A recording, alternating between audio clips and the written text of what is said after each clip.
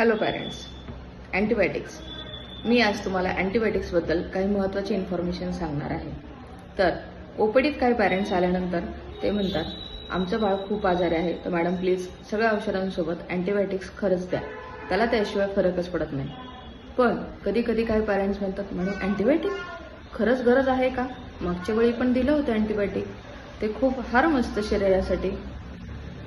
Dear parents, खरंच antibiotic हे शरीरासाठी हार्म आहे की नाही, त्या सगळ्या तुमच्या प्रश्नांसाठी हा व्हिडिओ मी आज करत आहे.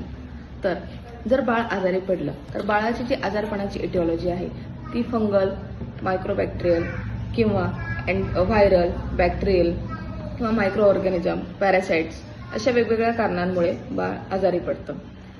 तर त्यासाठी आपण बाळाची प्रॉपर हिस्ट्री घेणं खूप गरजेचं आहे.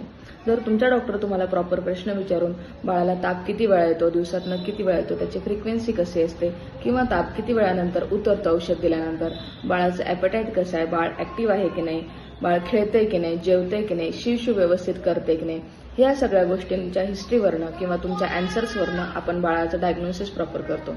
आणि त्यानुसार आम्हाला कळतं की बाळाचा जो आजारपण आहे ते व्हायरल आहे, बॅक्टेरियल आहे, फंगल आहे, पॅरासिटिक आहे की मायक्रोफंगल आहे.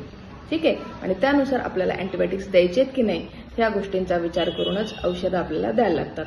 परंतु जर आपण अँटीबायोटिक्स प्रत्येक वेळेला दिले तर बॉडी ही अँटीबायोटिक रेजिस्टन्स होऊन जाते आणि मग एक वेळेला बॉडी आपली अँटीबायोटिक्सला रिॲक्ट होतच नाही, मग आपल्याला हायर अँटीबायोटिक द्यायला लागतात. परंतु मेडिकल शास्त्राने अँटीबायोटिक देऊन आपल्याला खूप मोठे शस्त्र हातात दिलेलं आहे. नक्कीच अँटीबायोटिक्स दिल्यामुळे मृत्यूदर कमी होतो, तसेच जे इन्फेक्शनचं प्रमाण आहे ते लवकर कंट्रोलमध्ये येतं.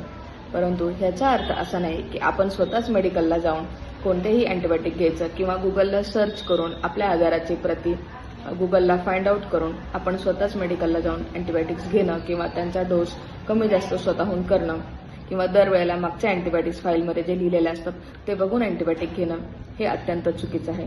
यामुळे तुम्हीच तुमच्या बाळाला अँटीबायोटिक रेजिस्टन्स करताय आणि त्याचं नुकसान करताय. त्यामुळे डिअर पॅरेंट्स, तुमच्या ज्या पण काही शंका असतील त्या तुम्ही तुमच्या डॉक्टरांना विचारा. They will feel happy to answer you. Thank you.